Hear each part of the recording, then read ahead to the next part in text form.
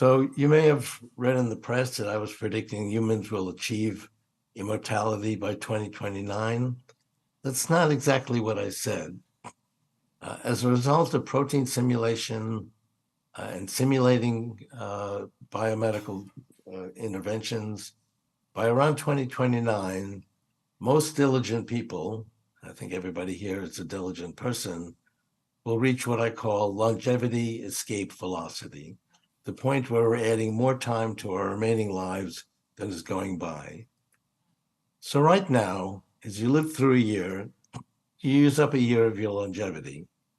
However, science is also progressing, so today you get back about 3 to 4 months from breakthroughs in scientific progress. So you only really lose about 8 or 9 months of longevity in a year. However, scientific progress is on an exponential curve, uh, as I've said, and it's speeding up every year. So by 2029, that's 6 years from now, when you live through a year, you'll use up a year of your longevity, but you'll get back an entire year from scientific progress. So you'll be staying the same as far as your longevity is concerned. Past 2029, you'll actually get back more than a year for every year. So you'll actually be going backwards in time as far as your health is concerned.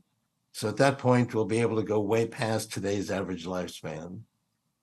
This doesn't guarantee you'll live forever. You could be a healthy 20-year-old with many decades of longevity ahead of you, and you could die tomorrow, maybe in an accident. But it does mean that our longevity will keep up with us, ultimately solving aging.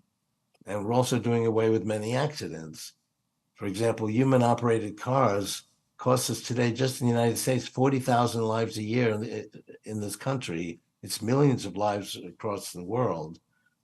But with self-driving cars, this number will decline by about 99%. So we're actually overcoming accidents as well. I think longevity escape velocity will start with people who are diligent about their health. And again, I think all of you should be in that camp. Eventually, it'll become routine. For kids today, or even people in their 20s and 30s, it's not going to be difficult to reach longevity escape velocity.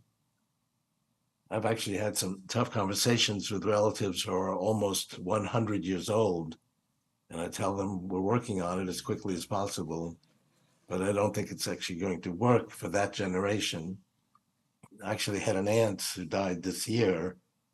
She was 98. She was actually a psychotherapist, and she actually had a full complement of patients that she talked to on a regular basis. And she was quite cogent. And I talked to her 2 weeks before she died. And she said, this longevity escape velocity that you talk about, could we please hurry up with that? It's kind of her joke, but it was a serious comment also. We're already making profound progress in fighting cancer.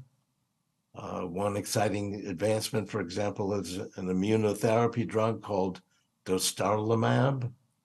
It was tested in a small clinical trial of 14 colorectal patients by Memorial Sloan Kettering Cancer Center. After 6 months of treatment, every single patient in the study received the drug, including people with stage 4 cancer, had all their tumors disappear, and they have not come back. This is the first time that's ever happened. Usually you make 20% gain or 30% gain. Every single one went away. So they're testing it now on lots of other types of cancer. And there's lots of other things that are very promising. AI is spreading through every industry, not just medicine. We're going to see breakthroughs in lots of different fields, including manufacturing, energy, farming, education. Education is very old-fashioned. We really need to speed up with that. Once we get to 2029, the world is going to change very, very rapidly. I think it's important for people to recognize that exponential technologies are propelling innovation forward in all aspects of our lives. And we were just talking about that. The only difference between things in the past, like railroads, made us much more efficient, but it took decades. This is now happening not in decades, but in months. So it's going to be very, very quick. I hear people say they don't want to bring kids into the world because they think things are worse now than ever before. That's really not accurate. Not everything is good, but it's much better than it used to be. People think that things are getting worse when they're actually getting better.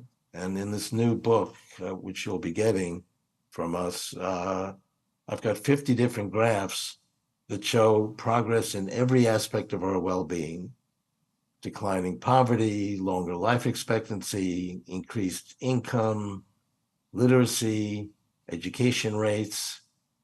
So here's, for example, a poll where people think that things are getting worse when they're actually getting better. I could give a whole speech on this topic alone. So for today, let me highlight just a few. This chart shows the result of a poll. It was 24,000 people in 23 countries. They were asked whether extreme poverty has gotten better or worse over the past 20 years. 70% thought it had gotten worse. Only 12% thought it had gotten a little bit better. The reality is that poverty has actually decreased by 50% over the last 20 years. And that was a prediction of only 1% of the people who responded. And we've got lots of other polls like this. I'll just show you a few of these graphs. We've got 50 graphs showing dramatic progress in everything we care about. Here's declining poverty rates worldwide over the past 200 years. These are literacy rates by country going back to the 15th century. Here are the average number of years of education around the world since 1870. 1,000 years ago, European life expectancy at birth was just in the 20s. Actually, 1,000 years ago, life expectancy was 20. In 1800, it's 35. So many people died in infancy or youth from diseases like cholera and dysentery, which are now easily preventable. By the middle of the 19th century, life expectancy in the UK and US had increased to the 40s. Now, as of last year, it has risen to about 80 in much of the developed world. So we've nearly tripled life expectancy in the past 1,000 years. We've doubled it in the past 200 years. And this was largely achieved by developing ways to avoid or kill external pathogens, bacteria and viruses that bring disease from outside our bodies.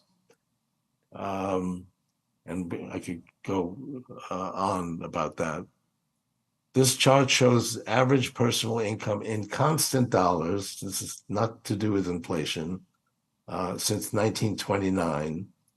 If you go back 100 years, certainly 200 years, life was extremely difficult, and there was no government programs that could support that. Our income in constant dollars has gone up, while our work week has gone down. It's shot up slightly after the Great Depression, but it's continued to go down since then. This is one consequence of increased automation, but we actually have more people working than we've had in the past. In 1800, I could go through all the jobs, 80% of which had to do with livestock and farming. And I would say all these jobs are going away because we now have 2% dealing with farming, and yet we produce much more food. So we're actually, and so people say, well, where's our jobs going to come from? All the jobs we have today did not exist back then. In fact, they didn't even exist in 1900. This has to do with democracy. It's not perfect. There's places where we don't have democracy. About half the world lives in a democratic country, but a little over 2 centuries ago, there was only one democracy. You go back 2.5 centuries ago, there was no democracies. There are players in the world that aren't democratic, but the number of democracies has gone way up. We're banding together. Keep in mind that we only had one democracy, as I said, 2 centuries ago. As AI spreads through every industry, the true value of products will be the information that they contain. The cost of meeting our basic needs will drop dramatically. For example, in energy, we're actually, if we were to take 1 part in 10,000 of the sunlight that falls on the Earth, we'd meet all of our energy needs. And we're actually now we're creating more energy through solar and wind than we are through oil and gas in this past year. And it's actually an exponential curve. By the 2030s, we'll be able to meet all of our energy needs that way.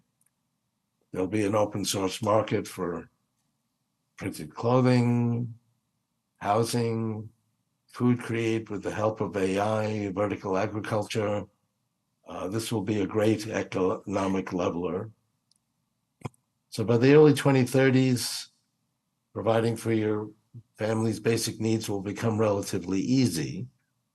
Then in about a decade, it will be inexpensive to live at a level that's considered luxurious today. Conversely, the quality of life for almost all humans would be considered miserable today, even 200 years ago, as I mentioned before. Historically, humans have had to compete to meet the physical needs of life.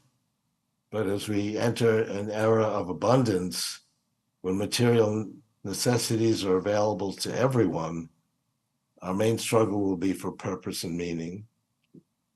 As artificial intelligence masters all human skills, values will shift from individual skill sets to things like entrepreneurship, creativity, adaptability.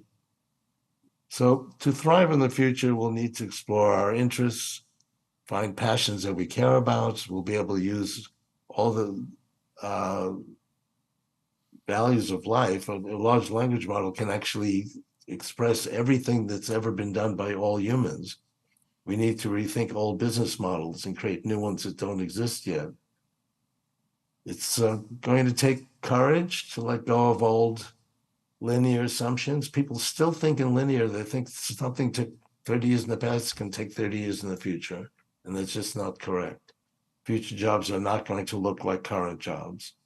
Just think back 15 years ago. Who knew that you could make money being a social media influencer and lots of other types of jobs that didn't exist 15 years ago?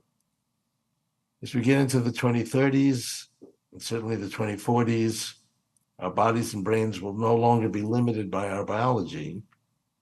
We have a certain size brain that's enabled human beings to dominate the world. We also have a thumb that enables us to create technology. We're going to merge with the technology that we're creating to enhance ourselves.